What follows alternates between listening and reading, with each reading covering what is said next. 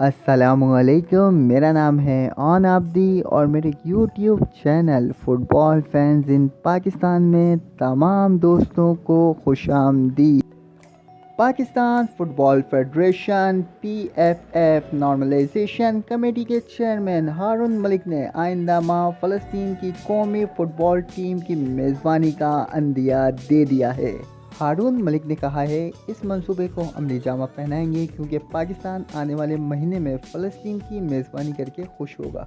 हारून मलिक का ये बयान ट्विटर पर ट्वीट करने के बाद सामने आया।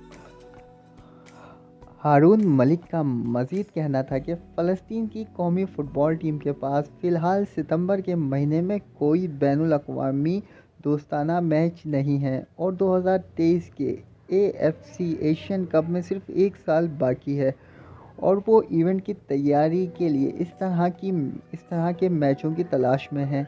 दूसरी जानिब पाकिस्तान ने गुज़िश्ता 3 सालों में कोई बैनुल अक़वामी मैच नहीं खेला और 3 साल से ज़ायद अरसे के बाद फीफा की जानिब से पाबंदी हटाए जाने के बाद वो मुल्क में फ़ुटबॉल की सरगर्मियां दोबारा शुरू करने की कोशिश कर रहा है।